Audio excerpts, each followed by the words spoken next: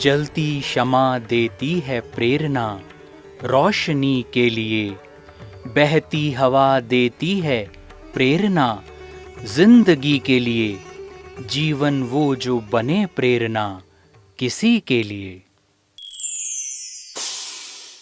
प्रेरणा कार्यक्रम में आप सभी का हार्दिक स्वागत है। मित्रों, इस कार्यक्रम में हम कुछ ऐसी हस्तियों से आपको रूबरू करवाने जा रहे हैं जिन्होंने अपना संपूर्ण जीवन ईश्वरीय सेवा अर्थ अर्पित कर दिया, जिन्होंने न स्वयं अपने आप को ईश्वर के रंग में रंगा, बल्कि लाखों आत्माओं को आध्यात्म के पथ पर चलने के लिए प्रेरित किया। ये कार्यक्रम ऐसी ही महान विभूतियों को अर्पित है, समर्पित है। प्रेरणा। भारत के अति निकट पड़ोसी देश नेपाल में ब्रह्मा कुमारीज ईश्वरीय विश्वविद्यालय के राजयोग सेवा केंद्र की लगभग 200 शाखाओं की निदेशिका ब्रह्मा कुमारी राज रानी कुमार का जन्म 1938 में भारत के पंजाब में फगवाड़ा गांव में हुआ। सन 1960 में अपने युवाकाल के प्रारंभ में ही आपको माउंट आबू स्थित ब्रह्मा कुमारीज ईश्वरीय विश्वविद्यालय से ईश्वरीय ज्ञान की प्राप्ति हुई। केवल 2 साल के भीतर ही 1962 में उन्होंने प्रजापिता ब्रह्मा बाबा की प्रेरणा से अपने जीवन को ईश्वरीय सेवा अर्थ समर्पित किया और अमृतसर, बटाला, गुरदासपुर, पटना आदि भारत के मुख्य सेवा केंद्रों पर अपनी सेवाओं को प्रदान करते हुए 1973 से पशुपतिनाथ की नगरी नेपाल की राजधानी काठमांडू में मुख्य संचालिका के रूप में पद संभाला। तब से अब तक लगभग 42 वर्षों में आपने अपने प्रभावशाली वक्तव्य, मृदु भाषा और प्रेमपूर्ण व्यवहार से नेपाल वासियों में ईश्वरीय संदेश फैलाते हुए राष्ट्रीय और अंतर्राष्ट्रीय स्तर पर अपना योगदान दिया। अनेक स्वास्थ्य जागृति, वातावरण जागृति अभियान, राजयोग शिविर, ज्ञान गोष्ठी तथा सेमिनारों को संबोधित किया। दशकों से नेपाल की धरणी और लोगों की सेवा अर्थ उनके समर्पण को श्री 5 महाराजाधिराज सरकार ने 1995 में स्वर्ण शुभ जन्मोत्सव पदक तथा श्री 5 महाराजाधिराज सरकार गोरखा दक्षिण बाहु पदक से 1998 में सम्मानित किया। अब सुनते हैं राज दीदी की जुबानी अपनी कहानी। ओम शांति।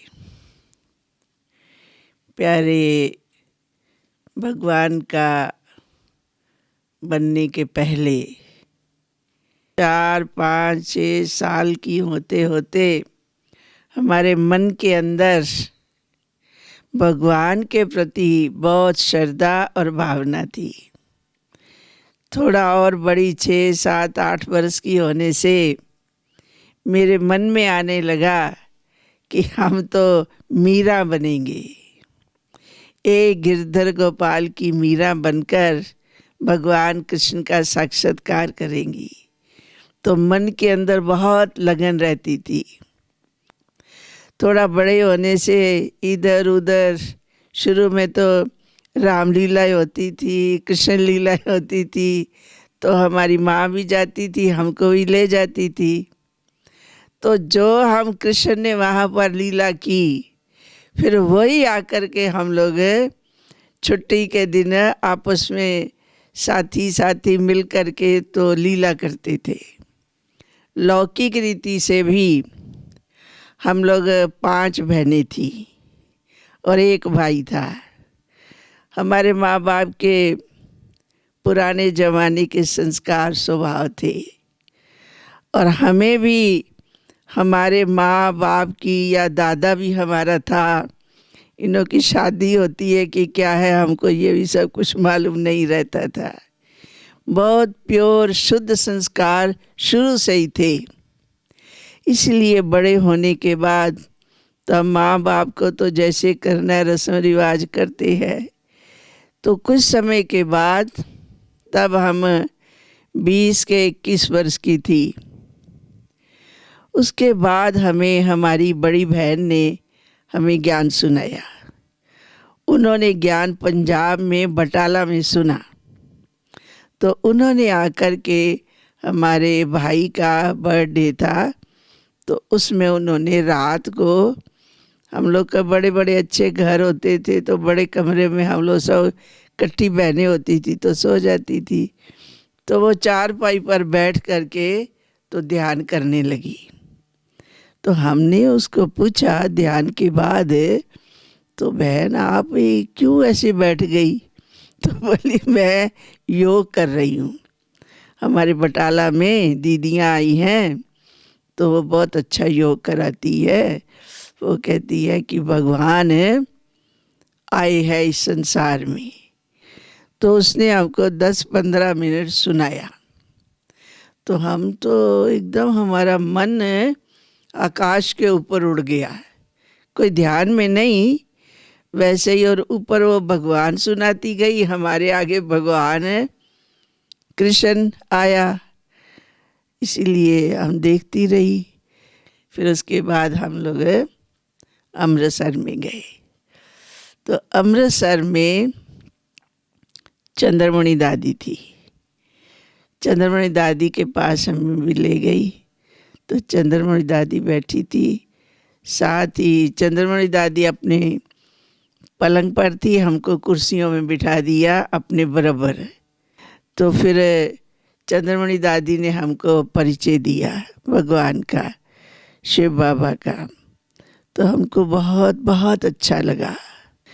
तो एक बार शुरू से ही हमारे मन के अंदर ये संस्कार स्वभाव, किसी की निंदा करनी नहीं चाहिए और झूठ बोलना नहीं चाहिए। हम कभी भी किसी भी बात में कसम नहीं उठाते थे। सतगुरु की कसम, सौ गुरु की, जैसे ऐसे बोलते हैं। तो हमारी माँ ने बतलाया था कि जो कसम है ये झूठे लोग करते हैं, जो सच्चे होते हैं उनके लिए कसम नहीं होती है। फिर तो आहिस्ते आहिस्ते हम 1 साल तक ज्ञान सुना। 1 साल के अंदर हमारा कर्म बंधन खत्म हो गया। 2 साल के बाद हम स्वतंत्र हो गई। तो हम पंजाब अमृतसर में ही चंद्रमणि दादी के साथ रही। तब चंद्रमणि दादी तो बाबा ने जैसे उनको टाइटल दिया हुआ था ही था, शेरे पंजाब है। तो हम भी डर भय ऐसा मन के अंदर नहीं रखती थी, क्योंकि सच्चे दिल पर साहब राजी होता है, ये शुरू से ही मन में रहा था। तो खैर करते करते फिर मधुबन में भी गए दादी के साथ ही, चंद्रमणि दीदी के साथ। तो मम्मा थे, बाबा थे, दोनों के सामने तो स्वाभाविक होता था सबका ही। तो बाबा ने फिर बुलाया, सबको टोली दी। दादी चंद्रमणि परिचय देती गई कि ऐसे ऐसे 2 साल के अंदर इसका हिसाब किताब भी खत्म हुआ, स्वतंत्र है। बाबा अभी ये आश्रम में रहती है। नाम बतलाया, परिचय दिया। तो बाबा ने हमको बहुत प्यार किया, टोली खिलाई।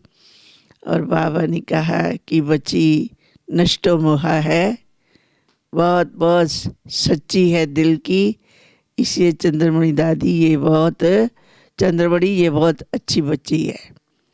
फिर सबको टोली बाबा ने दी। खैर उसके बाद तो हम लोग वहाँ 15 के 20 दिन रहे, क्योंकि पहले तो ऐसे नहीं होता था आज जैसे अभी इतने दिन रहना है। तो उसके बाद हम जब आए तो प्यारे बाबा मम्मा का प्यार स्नेह बहुत बहुत पाया। रियल में सत्य क्या है, यही हमारा संसार है। तो जब भी वहाँ से विदाई होनी थी आने के टाइम, तो मन के अंदर ऐसा लगा कि हम तो मधुबन से जाएंगे तो जी नहीं पाएंगे।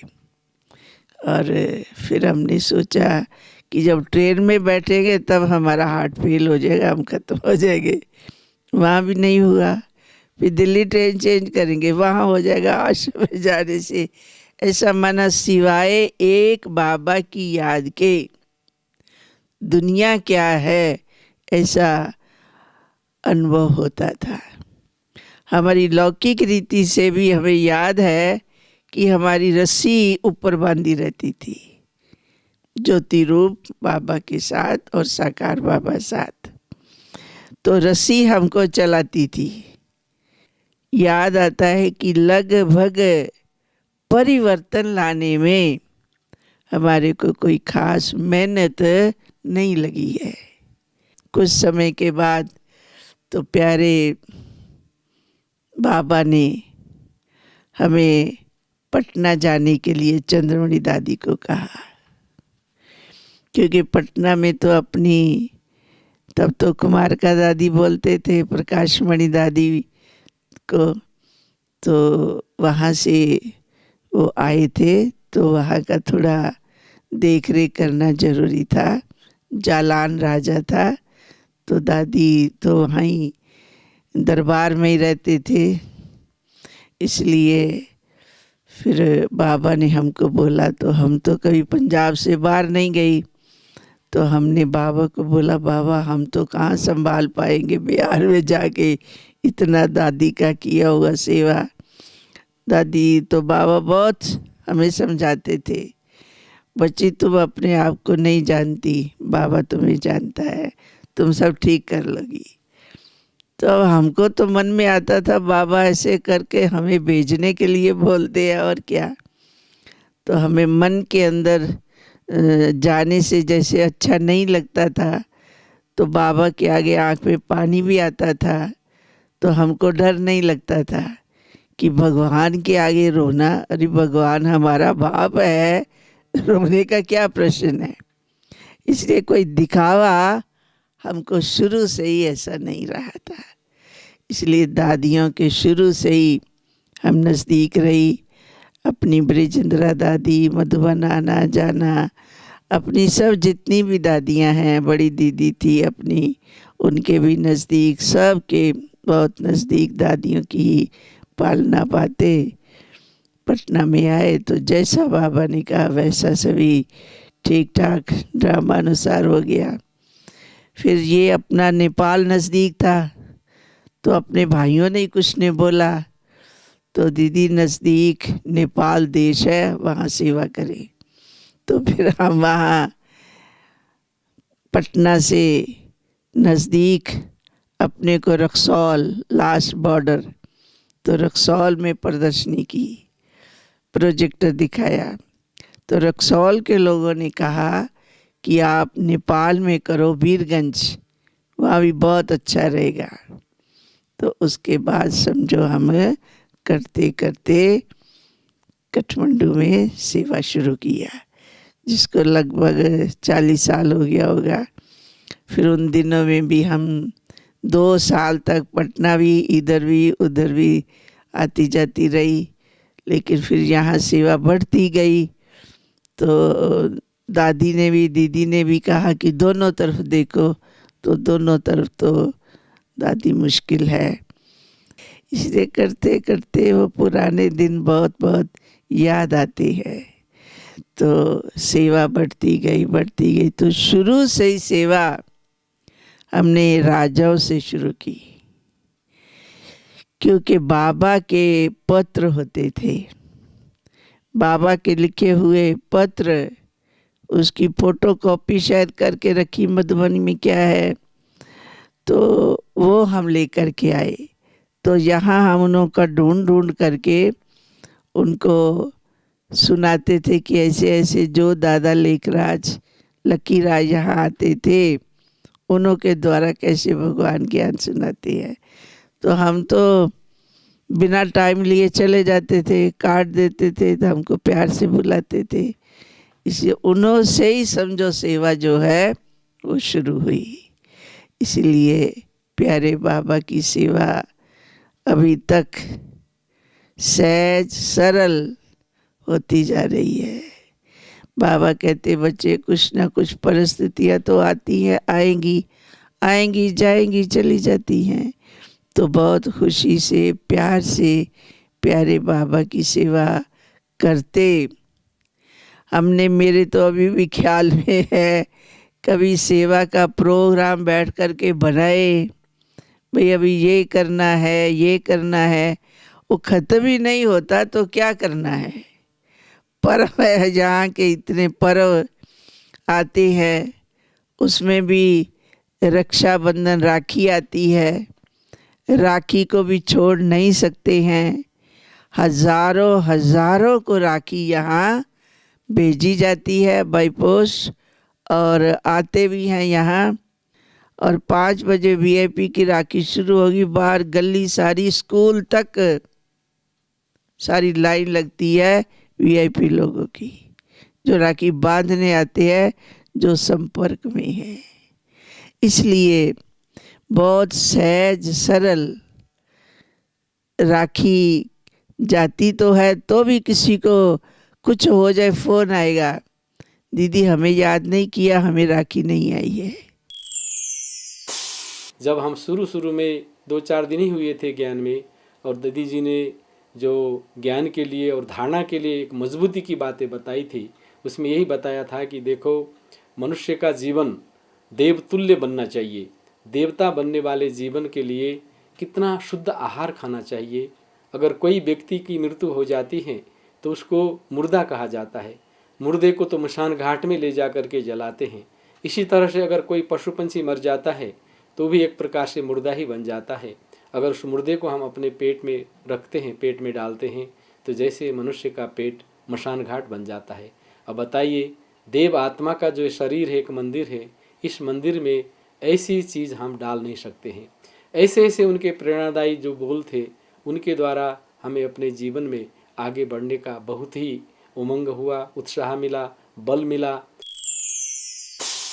राष्ट्रपति, उपराष्ट्रपति, प्रधानमंत्री भी एक भाई है। उप प्रधानमंत्री जितने भी लगभग मंत्री हैं, बहुत बहुत नज़दीक है। इसलिए वो भी कैसे प्यारा बाबा कराता था। और बड़ी दीदी भी, जानकी दादी भी 2 बार, लगभग सब दादियाँ आई हुई है।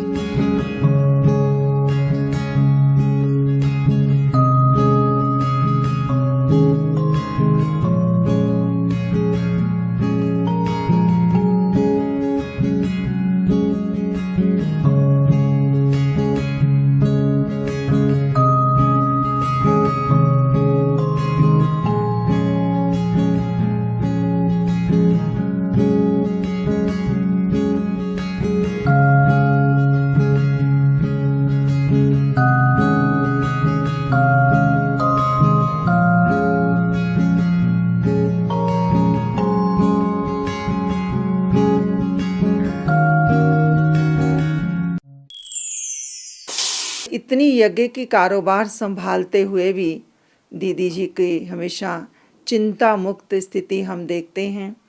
कभी कभी मैं दीदी को कहती हूँ कि दीदी, इस बात की चिंता है, ये कार्य असंभव है, कार्य नहीं हो सकता। दीदी जी कहते हैं कभी चिंता नहीं करो, चिंता चिता के समान है। हमेशा हर एक बात में हमको शिक्षा देना, हम बहनों को आगे बढ़ाना, हम बहनें जीवन में उन्नति कैसे करें, प्रगति कैसे करें। तो ऐसे दीदी जी हमेशा हम बहनों को, खास करके मुझको भी अपनी पालना देते हुए हमेशा दीदी जी आगे बढ़ाते रहती। यहाँ राखी जो है वो पंडित लोग, पुजारी लोग अपने जजमानों को बांधते हैं, मंत्र पढ़ते हैं, करते हैं। बहनें यहाँ राखी बांधने का रस्म नहीं है। तो पहले वर्ष जब ये हमने बोला कि अभी तो यहाँ राखी का पर्व है, तो भाइयों ने कहा तो नहीं दीदी, यहाँ पर राखी बहनें नहीं बांधती है, पंडित लोग ही जाते हैं और उनको राखी बांधते हैं, उनको पैसे देते हैं, इसलिए यहाँ राखी बहनों को बहनें बांधती नहीं है, नहीं तो बोलेंगे पैसा लेने आए हैं। तो खैर हमने छोड़ दिया। दूसरे वर्ष फिर हमको मन में आया कि राखी की तो इतनी बड़ी सेवा होती है, और हमने 15-20 दिन पहले लगभग 30-35 चिट्ठी बनाई, जिसमें राखी का रहस्य बतलाया कि बहनें क्या लेती हैं, क्या नहीं, कैसे हम लोग बहनें रूहानी, कुछ ना कुछ कमी कमज़ोरी, लेकिन हम लोग पैसे नहीं लेते हैं। इसलिए आप अगर कहो तो हम आपको राखी भेजें या हम आपको बांधने के लिए आए। हमने चिट्ठियाँ भेज दी। लगभग उसमें 10-15 के टेलीफोन आए। तो क्यों नहीं, आप हमको राखी बांध सकते हैं। कोई ने कहा कि ठीक है, क्यों नहीं, आप हमको राखी भेज सकती है। तो हमने वैसा वैसा किया। और यहाँ का नेपाल का चीफ जस्टिस, उसने हमको बोला कि आप हमको राखी बांध सकते हैं। तो 7 बजे सुबह का टाइम दिया। हम लोग सुबह 7 बजे उसको राखी बांधने गए। प्रधान न्यायाधीश जब गए तो राखी बांधी, समझाया बुझाया, ज्ञान ध्यानी तो समझाना था। तो कहता है किस में जाएंगे? तो हमने कहा हम टैक्सी लेंगे, टैक्सी से हम जाएंगे। तो कैसे आए? हमने कहा हम लोग टैक्सी से ही आए, यहीं तो साथ ही तो है मेन रोड, वहाँ से मिल जाती है, हम टैक्सी में जाएंगे। तो वो अपने ड्राइवर को आवाज़ लगाई, बोला गाड़ी निकालो, इनको छोड़ के आओ आश्रम में। तो गाड़ी तो उन दिनों में, अभी तो क्या, गाड़ी तो गिनती की होती थी उस समय नेपाल की में। तो चीफ जस्टिस की गाड़ी, वो तो दुनिया यहाँ का सब लोग जानते हैं। तो मैंने फिर उनको बोला कि हम तो आश्रम में नहीं जाएंगे, कुछ लोग मंत्री क्वार्टर में भी टाइम दिया, वहाँ जाएंगे। तो बोला ठीक है, वहाँ ले जाओ इनको, जहाँ जहाँ जाए, उसके बाद लास्ट आश्रम में इनको छोड़ के आना।